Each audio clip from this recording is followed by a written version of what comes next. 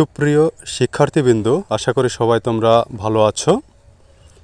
আজকে আমরা 4 নং সমস্যার সমাধান নিয়ে আলোচনা করব। দেখো 4 নাম্বার সমস্যায় বলা হয়েছে কি যে ফাঁকা স্থানে কোন অঙ্ক বসালে সংখ্যাটি 9 দ্বারা বিভাজ্য হবে তা নির্ণয় করতে হবে। 4 নং সমস্যার ক অংশে দেওয়া আছে কি 5 ফাঁকা ঘর 4 7 2 3।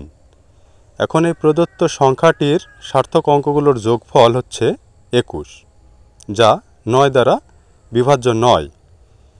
এবার দেখব আমরা 21-এর পরবর্তীতে 9 দ্বারা বিভাজ্য সংখ্যা কোনটি। তো আমরা জানি 21-এর পরবর্তী 9 দ্বারা বিভাজ্য সংখ্যা হচ্ছে 27। সুতরাং ফাঁকা চিহ্নিত স্থানে যে অঙ্কটি বসবে তা হচ্ছে 27-এর মধ্যে থেকে আমরা প্রাপ্ত যে 21 পেয়েছি যোগফল, সেই 21-এর বিয়োগ করলে যে সংখ্যাটি পাব সেই বিয়োগফলটি হবে ফাঁকা স্থানের সেই অঙ্ক।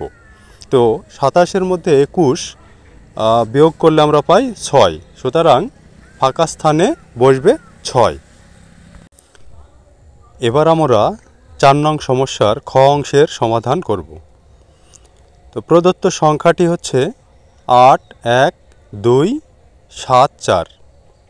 তো এই সংখ্যাটির অঙ্কগুলোর যোগফল হচ্ছে কত 22, যা 9 দ্বারা বিভাজ্য নয়।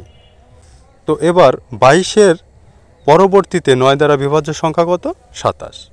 সুতরাং ফাঁকা চিহ্নিত স্থানে 27-এর মধ্যে থেকে 22 বাদ দিলে যে সংখ্যাটি পাবো সেই সংখ্যাটি বসবে।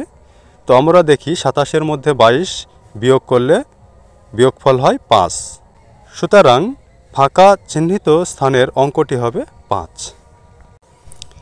এবার আমরা 4 নং সমস্যার গ অংশের সমাধান করব। তো গ অংশে যে সংখ্যাটি দেওয়া আছে তা হচ্ছে ফাঁকা ঘর 4 1 5 7 8।